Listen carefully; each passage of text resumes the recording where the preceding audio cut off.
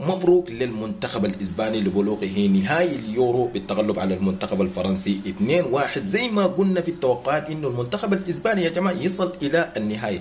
ليه؟ لأنه المنتخب الإسباني يا جماعة من جميع المنتخبات المشاركة حاليا الأفضل من حيث النتائج ومن حيث طبعا الأداء. منتخب منظم دفاعيا ووسط قوي وهجوم يا جماعة لامين يامال ونيكو ويليامز يا جماعة. لكن يا جماعة الليلة المدرب الفارو موراتا دي انت مالك معاه يا جماعه. الفارو موراتا عباره عن شجره قاعد وسط مجموعه من اللاعبين، يعني لا بيتحرك، لا بيفتح مساحات لبقيه اللاعبين، لا بيضغط، لا بيرجع، لا بيهاجم ولا بيهدف ولا بيصنع. ما عارف ذاته هو الفارو موراتا قاعد يعمل شنو في الميدان، مهمته شنو في الميدان انت كمهاجم يا الفارو موراتا. يعني انت يا مدرب من بين كل اللعيبه الحاليين قاعدين في اسبانيا ما قدرت اخترت الا الفارو موراتا، خلي بديل. طيب اما بالنسبه للمنتخب الفرنسي انا قلت لكم يا جماعه انه المنتخب الفرنسي بيعاني بالذات لما نلقى طبعا منتخب منظم دفاعيا ووسطه قوي زي المنتخب اسبانيا. حال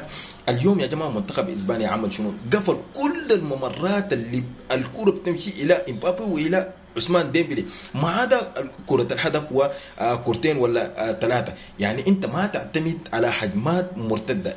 منو اللي بيصل لك الكرة من الدفاع الى كيليان امبابي والى عثمان ديمبلي؟ هذا اللي حصل بالضبط.